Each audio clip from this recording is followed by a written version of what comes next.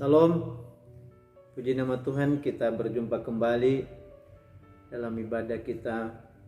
Sekalipun saudara hanya beribadah di rumah masing-masing, terlebih dahulu mari kita berdoa. Kami bersyukur kepada Tuhan Yesus Kristus, enggak oleh karena anugerah dan kasih setiamu kepada kami, sehingga sampai saat ini kami masih bisa memuji, memuliakan Tuhan. Bahkan terlebih saat ini kami bisa mendengarkan firman-Mu. Kami mohon Tuhan, urapi kami dengan Roh Kudus-Mu, supaya kami mampu mengerti kehendak-Mu. Dan biarlah lewat firman-Mu ini, iman, pengharapan, dan kasih kami dibangun semakin hari semakin berkenan kepada Tuhan.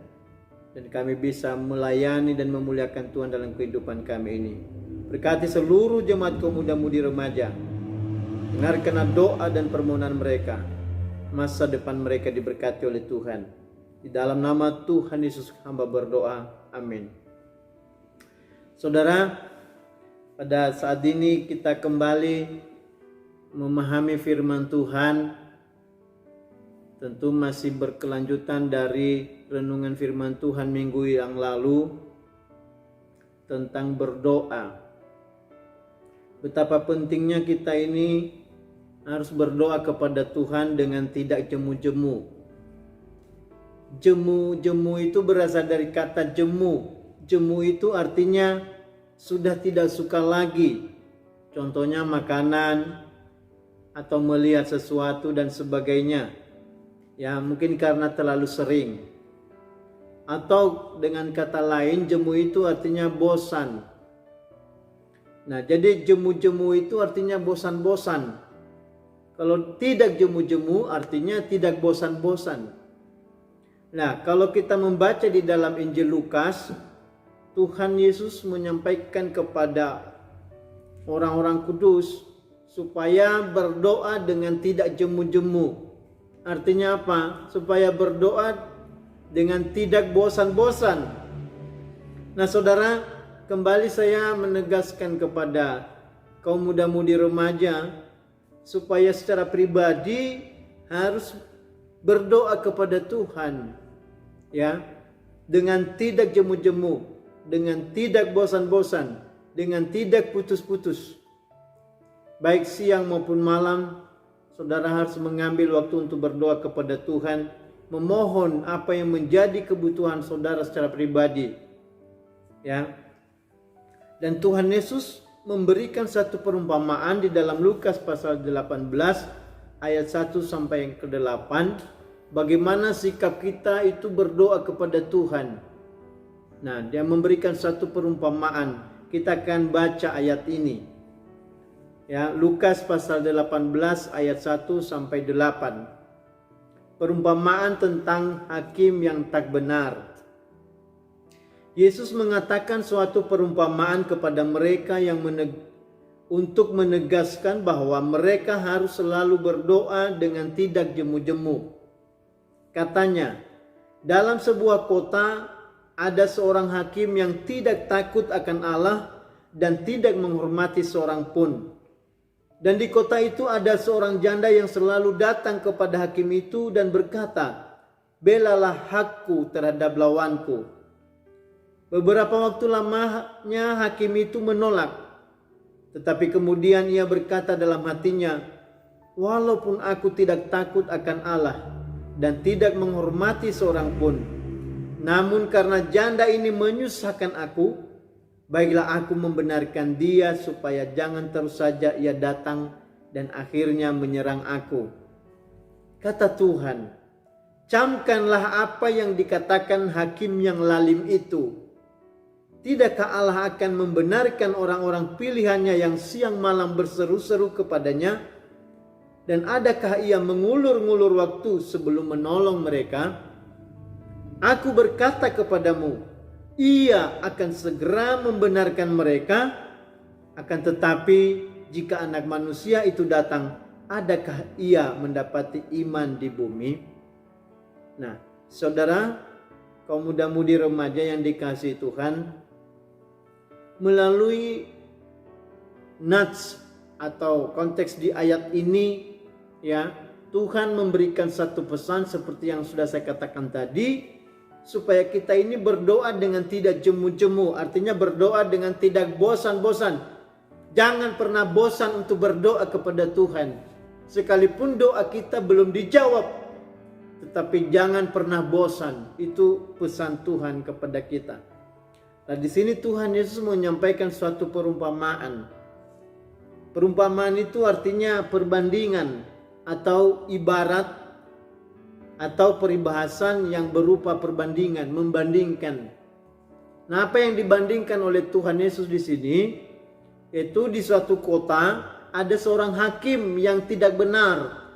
Hakim ini tidak takut Allah dan juga tidak pernah menghormati siapapun. Karena dia sebagai penguasa, dia seorang hakim yang berkuasa. Ya, dikatakan di sini dia tidak takut Allah. Ya, tidak percaya kepada Tuhan. Dan juga tidak pernah menghargai siapapun. Nah, tetapi di kota itu juga ada seorang janda. Janda ini secara terus-menerus datang kepada hakim ini untuk menyampaikan permohonannya supaya dia dibela oleh hakim ini. Di dalam perkaranya dia minta untuk dibela oleh hakim ini. Hakim ini berkata dalam hatinya, sekalipun aku ini tidak percaya kepada Tuhan, sekalipun aku ini tidak takut kepada Allah dan tidak menghormati siapapun, tetapi kalau janda ini terus-menerus datang kepadaku, ia sangat menyusahkan hatiku. Akhirnya apa? Hakim ini mengabulkan permohonan janda tadi. Ini suatu perumpamaan yang disampaikan oleh Tuhan Yesus. Akhirnya Tuhan Yesus berkata, camkanlah apa yang dikatakan oleh hakim itu. Artinya apa? Hakim itu pada akhirnya mengabulkan permohonan seorang janda tadi. Ini namanya perumpamaan. Artinya Tuhan menyampaikan suatu perbandingan. Demikian juga Tuhan Yesus membandingkan Allah Bapa di surga itu, tempat kita berdoa itu dibandingkan dengan hakim ini. Kalau hakim yang lalim saja atau hakim yang jahat saja mendengarkan atau mengabulkan permohonan janda, lebih-lebih Tuhan Allah kita yang bertakhta di dalam kerajaan surga. Dia Allah yang sangat baik, dia Allah yang penuh kasih sayang, dia Allah yang penuh kemurahan. Maka setiap orang yang berseru-seru kepadanya, pasti dia akan mendengar dan menjawab. Seperti kata Tuhan Yesus di ayat yang ke-7 tadi. Tidakkah Allah akan membenarkan orang-orang pilihannya yang siang malam berseru-seru kepadanya?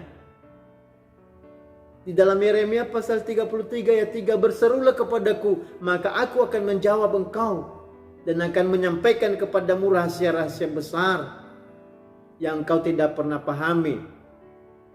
Nah, kalau kita berseru-seru kepada Tuhan, menyampaikan permohonan kita kepada Tuhan, maka kita harus yakin dan percaya Tuhan pasti mendengar kita, Tuhan pasti menjawab doa kita. Asalkan kita lakukan dengan hati yang tulus dan sungguh-sungguh. Jangan pernah bosan untuk berdoa. Itu intisari atau hakikat daripada perumpamaan yang disampaikan oleh Tuhan ini. Saudara, seringkali kita dalam kehidupan kita sehari-hari, kita cuma berdoa 1 kali, 2 kali, setelah itu kita malas untuk berdoa. Seringkali kita menjadi putus asa terhadap apa yang menjadi permohonan kita kepada Tuhan. Sering kita berkata, kok doaku tidak pernah dijawab oleh Tuhan. Permohonanku sampai sekarang belum dijawab oleh Tuhan. Tetapi pertanyaannya, apakah kita ini sudah menjadi seperti seorang janda tadi yang datang kepada hakim ini, atau sebaliknya? Kita berdoa hanya sekedar kewajiban saja supaya kelihatan kita sebagai orang Kristen. Kita menyampaikan permohonan kita kepada Tuhan istilahnya itu tidak terus-menerus, sehingga doa kita itu sepertinya belum dikabulkan.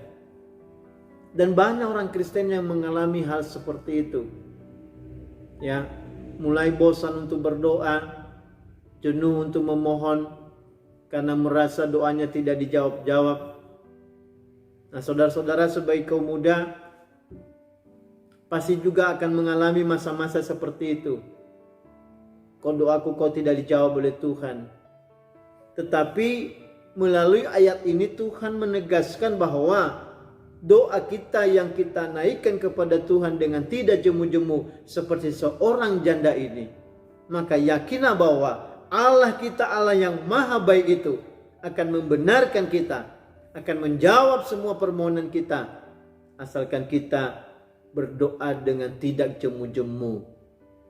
Nah, saudara yang dikasihi Tuhan, hakim yang lalim saja dia mendengarkan, apalagi Tuhan yang maha baik. Ya, hakim yang lalim. Lalim itu artinya zalim. Zalim itu artinya bengis, tidak menaruh belas kasihan, tidak adil atau kejam. Itu hakim yang lalim atau hakim yang zalim. Nah, Tuhan Allah itu Allah yang maha pengasih, Allah yang maha penyayang.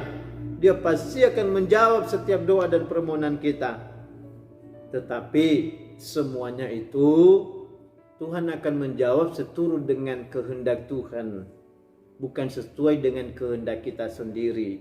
Saudara yang dikasihi Tuhan, sebenarnya doa kita itu akan dijawab oleh Tuhan untuk menyatakan kemuliaannya. Kalau kita baca nanti di dalam Yohanes pasal yang ke-14 ayat 12, coba kita baca. Yohanes pasal 14 ayat yang 12. Aku berkata kepadamu, sesungguhnya barang siapa percaya kepadaku, ia akan melakukan juga pekerjaan-pekerjaan yang aku lakukan. Bahkan pekerjaan-pekerjaan yang lebih besar daripada itu. Sebab aku pergi kepada Bapa, dan apa juga yang kamu minta dalam namaku, aku akan melakukannya, supaya Bapa dipermuliakan di dalam Anak. Jika kamu meminta sesuatu kepadaku dalam namaku, aku akan melakukannya. Nah, ini pernyataan Tuhan Yesus. Tuhan Yesus itu adalah jalan dan kebenaran dan hidup. Dia adalah kebenaran. Apa yang dia sampaikan adalah benar. Karena Tuhan Yesus itu adalah firman yang telah menjadi manusia. Di dalam Yohanes pasal 1 ayat 1, pada mulanya adalah firman. Firman itu bersama-sama dengan Allah. Dan firman itu adalah Allah. Kalau kita baca di ayat yang ke-14, dia berkata bahwa firman telah menjadi manusia. Dan itulah pribadi Tuhan Yesus Kristus.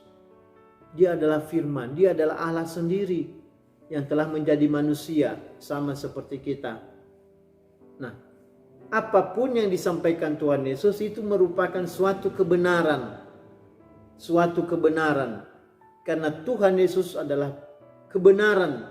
Tidak ada dosa di dalam diri Tuhan Yesus. Tuhan Yesus tidak pernah berdusta.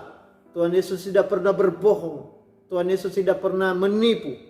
Tidak ada dosa di dalam diri Tuhan Yesus. Dia adalah kebenaran. Sekalipun orang-orang Yahudi pada masa itu menuduh Tuhan Yesus sebagai orang jahat, ya, menuduh Tuhan Yesus sebagai penghulu Beelzebul, menuduh Tuhan Yesus sebagai seorang yang pelahap dan sebagainya. Tetapi Tuhan Yesus adalah kebenaran. Tidak ada dusta, tidak ada dosa. Dia disalib walaupun dia tidak berdosa, untuk menebus kita orang-orang yang berdosa ini. Jadi Tuhan Yesus berkata, barang siapa yang percaya kepadaku, ia akan melakukan pekerjaan-pekerjaan yang kulakukan. Kunci di dalam doa kita itu adalah percaya kepada Tuhan. Nah, saudara-saudara sebagai kaum muda-mudi remaja, saya yakin bahwa saudara semuanya punya cita-cita, punya kerinduan di masa yang akan datang. atau punya permohonan-permohonan kepada Tuhan, maka sampaikanlah permohonanmu itu kepada Tuhan lewat doa. Bangunlah mezbah doamu secara pribadi kepada Tuhan. Sebagai kaum muda, sebagai remaja, jangan mengandalkan kedua orang tua. Tetapi secara pribadi saudara harus punya hubungan intim kepada Tuhan. Sampaikanlah permohonanmu kepada Tuhan dengan tidak jemu-jemu, tidak bosan-bosan. Apapun itu, apakah tentang pendidikanmu di masa yang akan datang, tentang cita-citamu, kamu mau menjadi apa ke depan. Kalau sudah lulus SMP mau lanjutkan SMA atau mau melanjutkan SMK dan sebagainya. Kalau lulus SMA mau melanjutkan perkuliahan, melanjutkan kuliah atau melamar menjadi melanjutkan pendidikan di kemiliteran atau kepolisian, atau apa saja yang menjadi cita-cita saudara, mulai sekarang sampaikanlah kepada Tuhan. Atau saudara-saudara kaum muda yang sudah dewasa, sudah memikirkan tentang membangun rumah tangga, artinya memikirkan pasangan hidup. Kalau itu juga yang menjadi pergumulanmu, sampaikanlah itu kepada Tuhan dengan tidak jemu-jemu. Yakinlah dan percayalah bahwa Tuhan mendengar saudara. Tuhan mendengar permohonan saudara. Sampaikan secara terus-menerus. Tuhan kita itu Allah yang maha baik, Allah yang maha pengasih, Allah yang maha mendengar. Kalau kita membaca di dalam Yesaya pasal 59, ya, tangan Tuhan tidak kurang panjang untuk menolong kita. Telinga Tuhan tidak kurang tajam untuk mendengarkan permohonan kita. Tetapi yang menjadi penghalang dan penghambat ya antara kita dengan Tuhan adalah dosa-dosa kita. Oleh karena itu sebagai kaum muda-mudi juga, jagalah dirimu, jagalah kesucian hidupmu, jauhkanlah dirimu dari segala dosa-dosa dan kejahatan. Jauhkan dirimu dari segala dosa, kenajisan, percabulan, hawa nafsu. Jauhkanlah dirimu dari pemberontakan terhadap orang tua, melawan orang tua. Itu juga menjadi dosa. Dosa pikiran, dosa perasaan. Kalau itu tidak diselesaikan, maka itu akan menjadi penghambat ya permohonan kita tidak sampai kepada Tuhan. Sehingga kalau kita membaca di dalam perjanjian lama, doa kita itu nanti akan menatap langit tembaga. Ya.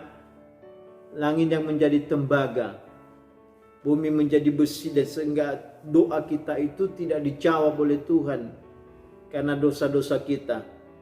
Nah, sebagai kaum muda, jagalah kesucian hidup, jagalah kekudusan hidupmu, baik kekudusan pikiran, perasaan, perkataan, dan juga perbuatan. Jangan terjerumus di dalam perbuatan-perbuatan jahat, perbuatan-perbuatan dosa.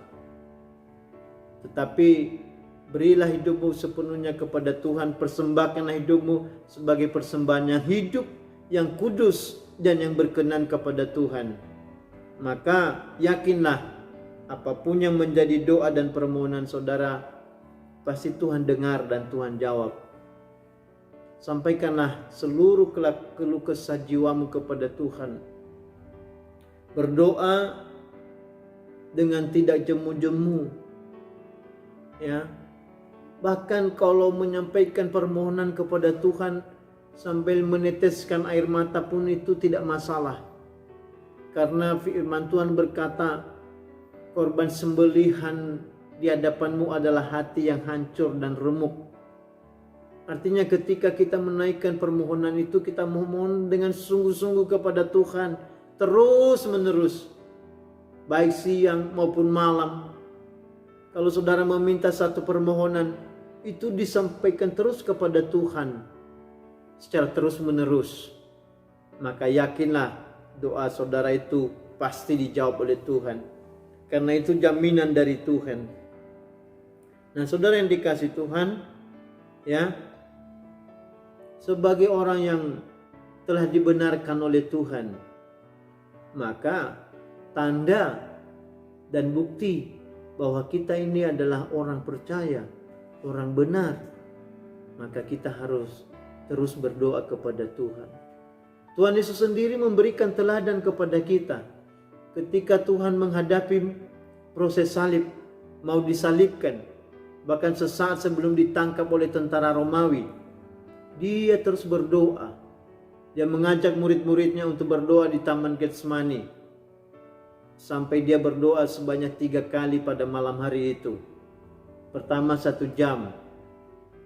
Kedua lanjut lagi 1 jam. Ketiga 1 jam lagi. Sehingga total 3 jam Tuhan Yesus berdoa sepanjang malam hari itu. Setelah selesai, dia langsung ditangkap oleh tentara Romawi. Masuk proses salib. Dia Allah, dia Tuhan, dia yang berkuasa atas segalanya. Tapi dia juga memberikan teladan bagi kita untuk tetap berdoa, supaya kita memperoleh kekuatan. Di dalam Lukas pasal 21 ayat 36, berjaga-jagalah dan berdoalah, supaya kamu mendapatkan kekuatan untuk luput dari segala yang akan terjadi. Ketika kita berdoa dan menyembah Tuhan, kita mendapatkan kekuatan. Kenapa? Karena ketika kita berdoa dan menyembah Tuhan, maka terjadi pengurapan Roh Kudus. Urapan Roh Kudus memenuhi hidup kita. Maka Tuhan Yesus berkata, tetapi kamu akan menerima kuasa kalau Roh Kudus turun atas kamu. Artinya ketika kita berdoa dan menyembah, Roh Kudus mengurapi kita dan ada kuasa. Ada kekuatan, ada daya di dalam diri kita untuk menjalani hari-hari hidup kita. Dan terlebih kita semakin percaya kepada Tuhan. Roh Kudus nanti akan menuntun hidup kita. Nah, saudara yang dikasihi Tuhan, saya sekali lagi berpesan kepada saudara, ya, jangan lupa berdoa dan berdoa dan berdoa. Ada satu slogan yang sudah umum kita dengar di sekolah-sekolah dan di mana saja, dikatakan ora et labora. Ora et labora artinya bekerja sambil berdoa. Nah, saudara melakukan aktivitas apapun, jangan lupa tetap berdoa kepada Tuhan. Sampaikanlah segala permohonanmu kepada Tuhan. Kuatkan dan teguhkan hatimu. Janganlah tawar hati dan kecut. Tetapi ya, yakin dan percaya bahwa Tuhan akan terus-menerus menyertai kehidupan kita kapan saja dan di mana saja kita berada. Tuhan senantiasa beserta kita. Maka mendekatlah kepada Tuhan, maka Dia akan menolong kita senantiasa. Di dalam nama Tuhan Yesus Kristus, Tuhan Yesus memberkati kita. Mari kita berdoa. Terima kasih Bapa di sorga, renungan singkat yang hamba sampaikan kepada kaum muda ini, kiranya Tuhan memberkati, menjadikan rema di dalam sanubari mereka, di dalam batin mereka, di dalam hati mereka, supaya mereka membangun mezbah dupa mereka masing-masing, membangun hubungan intim kepada Tuhan. Dan hamba mohon segala doa dan permohonan mereka Tuhan jawab, Tuhan berikan yang terbaik kepada mereka. Kau memberkati masa depan mereka, baik studi mereka, cita-cita dan pergumulan mereka. Berilah yang terbaik ya Tuhan, supaya nama-Mu dipermuliakan dalam kehidupan mereka. Dimanapun mereka berada, Engkau jaga dan Engkau lindungi, Engkau sertai. Jauhkan dari malapetaka, mara bahaya, terlebih jauhkan dari virus corona saat ini. Biarlah mereka berada di dalam tangan Tuhan yang maha dahsyat. Dalam nama Tuhan Yesus Kristus hamba berdoa. Amin. Salam, Tuhan Yesus memberkati.